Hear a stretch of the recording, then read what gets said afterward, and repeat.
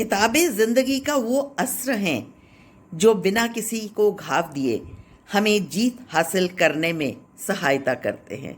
सचमुच किताबें अस्त्र ही होती हैं जो हमें बहुत कुछ सिखाती हैं।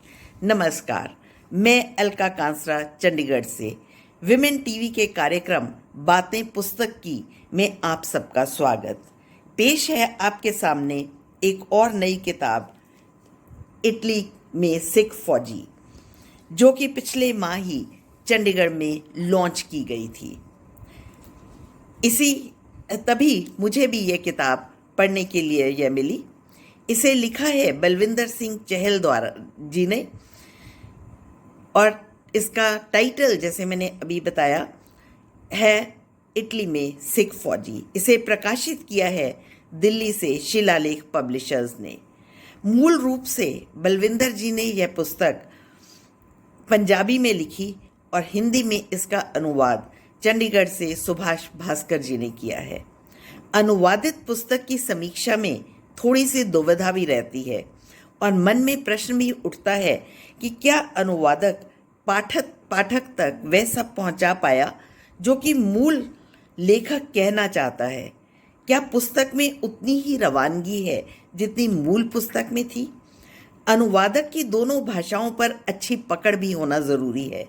अनुवाद साहित्य की एक मुश्किल विधा है, पर साहित्य इसके बिना अधूरा भी है। अनुवाद होने से लेखक के पाठक वर्ग का विस्तार होता है और पाठकों को वे पुस्तकें भी पढ़ने को मिल जाती हैं जिनकी भाषा की उन्हें जानकारी नहीं होती। आज हम किसी भी लेखक की रचना से अवगत हो जाते हैं, चाहे वह फ्रांस, स्वीडन, स्पेन या किसी और देश में हो।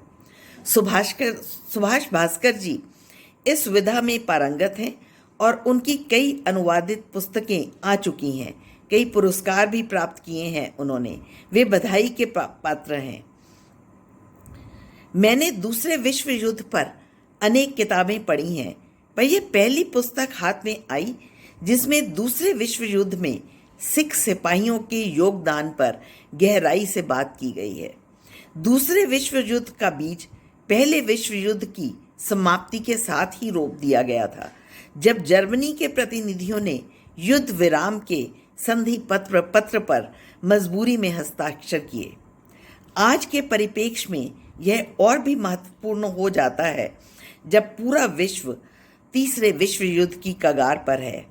अंग्रेज जानते थे कि दूसरा विश्व युद्ध कभी भी हो सकता है, इसलिए उन्होंने अपनी फौज का बहुत विस्तार किया। अंग्रेजों ने बहादुरी को देखते हुए सिख, राजपूत और गोरखा कौमों को प्राथमिकता देते हुए अपनी फौज में भर्ती किया। यह इसलिए क्योंकि उस टाइम अंग्रेजों का हिंदुस्तान पर शासन था।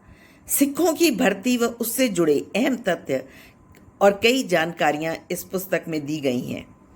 इस पुस्तक में इटली में हुए युद्ध की बात की गई है, जिसमें सिख फौजियों की बहुलता थी। इटली के विभिन्न इलाकों में जर्मन फौज के साथ युद्ध का विस्तार से वर्णन है।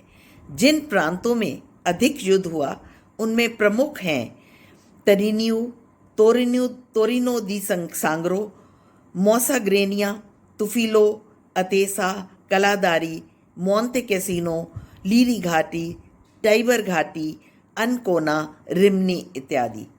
इन स्थानों को आज़ाद करवाने में ब्रिटिश इंडियन आर्मी के सिखों का बहुत योगदान रहा। वे बहादुरी और शूरवीरता की मिसाल बन गए। इटली में 20 विक्टोरिया क्रॉस में से 6 भारतीयों को मिले। युद्ध के दृश्य बहुत ही विस्तार से लिखे गए हैं। समस्त भारत को अपने इन सिपाहियों और उनकी बहादुरी पर नाज है। इस युद्ध के चश्मदीद गवाहों से मुलाकातें इस पुस्तक का एक अहम हिस्सा है, जिन्हें बलविंदर जी ने बहुत मेहनत और लगन से एकत्रित किया है। ये सभी मुलाकातें सिख फौजियों की बहादुरी के साथ साथ यह भी बताते हैं कि कैसे उन्होंने वहाँ के लोगों की मदद की और उनके साथ अच्छे संबंध कायम किए। इटली के लोग आज भी भारतीय लोगों और खासकर सिखों को बहुत आदर और सम्मान के साथ याद करते हैं। भास्कर जी ने बहुत ईमानदारी के साथ इस पुस्तक का हिंदी में अनुवाद किया है। पुस्तक के अंत भाग में सिख फौज को मिले अवार्ड, तगमे और सम्मान की बात की गई है और उनके चित्र भी दिए गए हैं।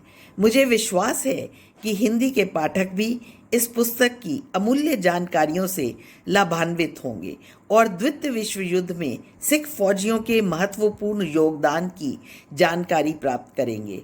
बलविंदर सिंह चहल जी की मेहनत से लिखी इस पुस्तक के लिए बधाई है। सुभाष भास्कर जी और भी बधाई के पात्र हैं, जिन्होंने बहुत सुंदर शब्दों में इस पुस्तक का अनुवाद कर हिंदी पाठक वर्ग तक पहुंचाया। लेखक एवं अनुवादक को मेरी शुभकामनाएं हैं। आप सब भी ज़रूर पढ़िएगा ये किताब, इटली में सिख फौजी। पढ़कर आपको भी उस समय की अपने फौजियों पर मान होगा। धन्यवाद, शुभकामनाएं।